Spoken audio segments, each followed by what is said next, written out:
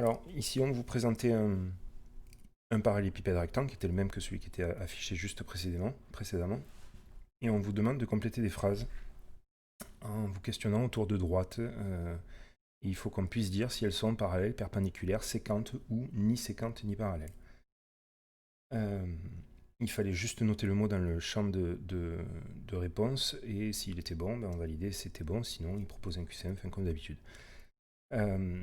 Je vais vous dire quelque chose et il ne faut absolument pas que vous assimiliez ce que je vais dire comme une offense, mais cet exercice, il est tiré des exercices de 6e. Alors ça ne veut pas dire que vous n'êtes pas bon si vous n'avez pas réussi, parce que personne n'a réussi.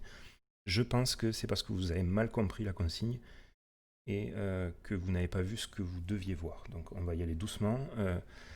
Et on va s'intéresser à cet exercice en premier lieu, et puis on verra ensuite si on continue un peu plus loin, sachant que j'ai prévu de pas trop continuer aujourd'hui, enfin moins que ce que j'avais prévu à la base.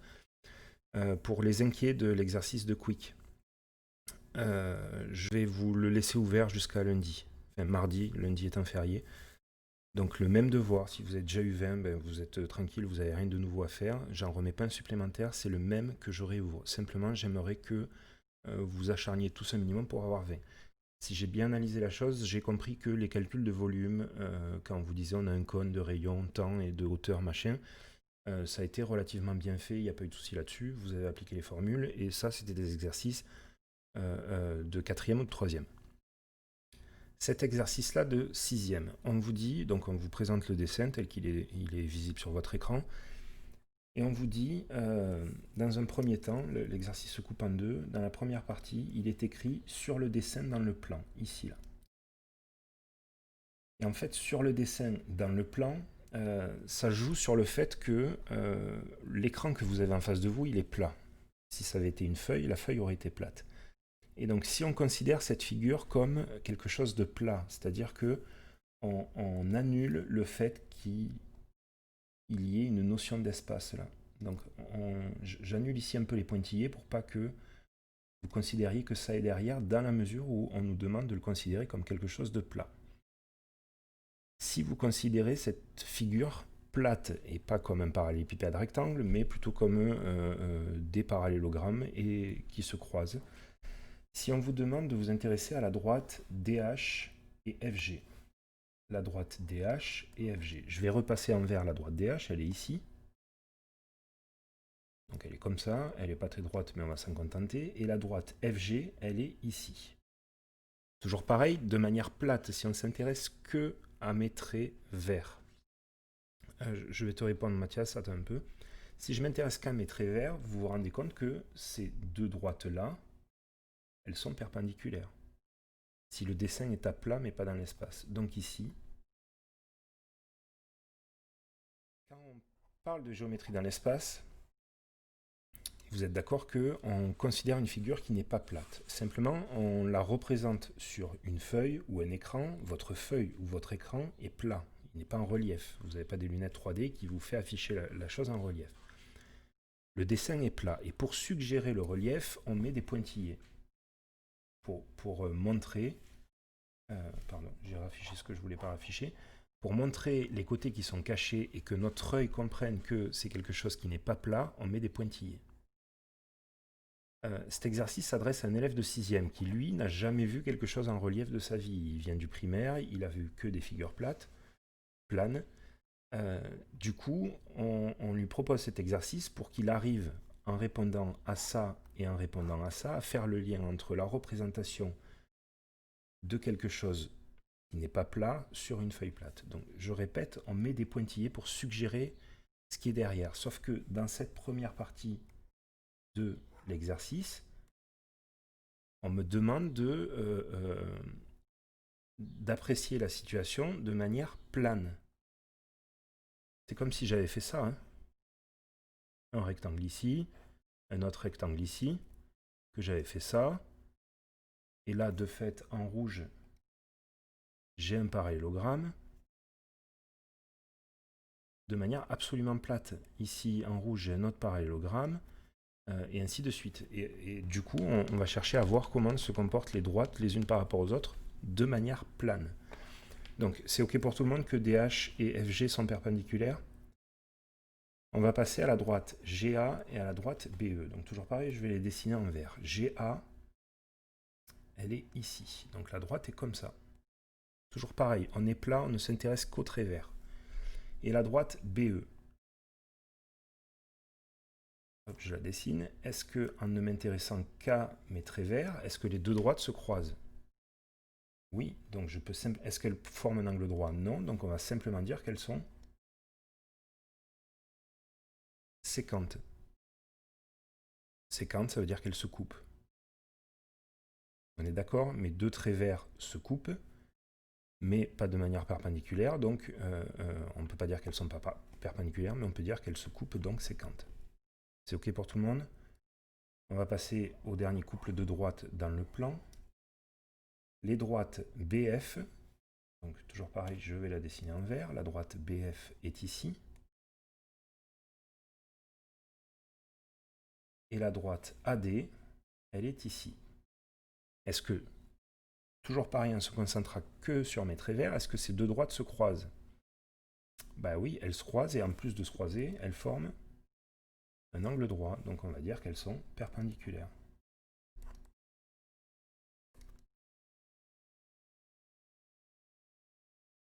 C'était tout ce qui était demandé pour cette première partie, d'apprécier la figure plate. Je fais passer un petit sondage pour voir s'il y a des questions, avant de passer à l'espace. Si vous avez une question, cliquez sur oui. Si vous n'avez pas de question, cliquez sur non.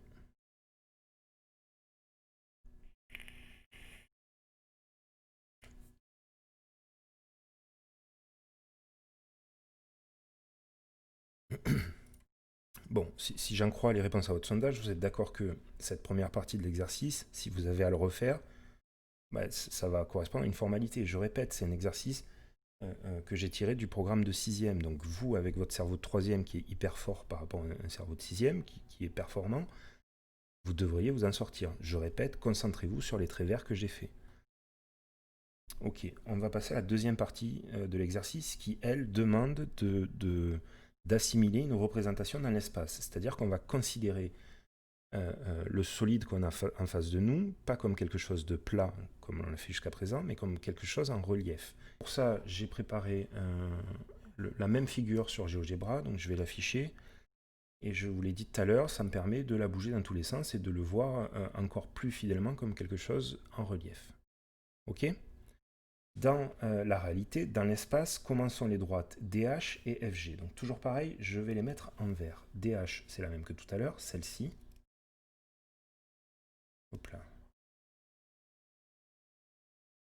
Celle-ci, pardon. DH, elle est ici, et FG. Est-ce que dans la réalité, en articulant mon œil sur la configuration réelle, c'est-à-dire comment s'enchevêtrent ces droites par rapport à l'espace, est-ce que ces droites se coupent? Ben, la réponse est non, mais pour que vous arriviez à le voir, je vais dessiner ici la droite DH. Là, il y a la belle droite, vous la voyez. Je peux bouger les choses et vous voyez que cette droite, elle reste sur DH et ça ne bouge pas. Et FG, je vais la tracer aussi. FG, elle est ici. Vous devez être d'accord avec moi, ces deux droites, elles ne se croisent à aucun moment. On est OK avec ça? Ces droites ne se croisent pas. Est-ce qu'elles sont parallèles? Non. Donc, on va pouvoir répondre qu'elles sont ni séquentes, ni parallèles. Est-ce que vous êtes d'accord avec ça? Ces deux droites, en réalité, par rapport au dessin que j'ai affiché, là, elles sont ni séquentes ni parallèles, elles ne se croisent pas, si on respecte l'espace. Donc ici, vous allez simplement écrire ni séquente, parce que c'est ce qu'il demande ici, là, ni séquente ni parallèle, ni séquente ni parallèle. Vous ferez attention sur Quick. Quick, c'est un algorithme, il ne réfléchit pas comme un être humain, c'est-à-dire que si vous mettez une faute d'orthographe, si vous ne mettez pas de S, si vous ne mettez pas parallèle correctement écrit, il vous refusera la réponse. Donc, je compte sur le fait que vous l'ayez compris et vu, et je passe à la suivante. S'il y a quelque chose, vous m'interrompez dans le chat.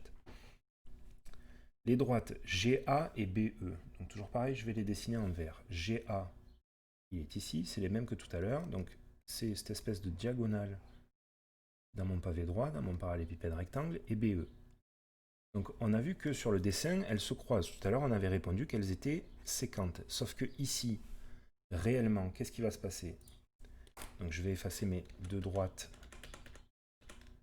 et je vais tracer GA pour qu'on arrive à le voir. GA et BE. Donc, toujours pareil, si on est à plat, elles se croisent, mais réellement, est-ce qu'elles se croisent? Non, vous voyez ici qu'elles ne se croisent pas. Et si le principe commence à rentrer dans vos têtes, vous arrivez à vous rendre compte de où elles passent et pourquoi elles ne se croisent pas. BE, elle est sur le plan de la face inférieure, tandis que GA, bah, c'est la diagonale, donc du coup, vous voyez bien qu'elles ne se croisent pas. Donc, si elles ne se croisent pas et qu'elles ne sont pas parallèles, on va répondre qu'elles sont ni séquentes, ni parallèles. Ni séquentes, ni parallèles. On continue. DH et AE. DH, c'est cette droite-là. Et AE, c'est celle-ci. Sur une feuille, on peut voir effectivement qu'un seul point de vue, Natim. L'intérêt de cet exercice-là, c'est de, au fil en aiguille, que vous arriviez avec votre imagination, vous représentez ça dans l'espace. Donc, on va arrêter de le faire tourner. Je vais tracer les droites, donc j'efface les premières. Et on a dit qu'on avait DH et AE. Je les trace DH et AE. Donc vous ne voyez que ça, mais dans votre tête et votre imaginaire, vous devrez arriver à vous représenter ce petit truc qui tourne. Comment elles sont ces deux droites? Vous vous rendez bien compte qu'elles sont parallèles. Donc on va simplement répondre qu'elles sont parallèles. Et là, vous avez fini l'exercice. Cet exercice que vous n'aviez pas réussi. Donc, quand vous allez le relancer, vous n'aurez sans doute pas les mêmes droites que celle-ci, mais le principe restera le même. Première partie, sur le dessin dans le plan, vous considérez votre feuille absolument plate et droite, et donc votre figure absolument plate. Et dans le petit 2, dans la réalité, vous devez assimiler, juste avec votre feuille, et juste avec un seul point de vue, cette figure-là.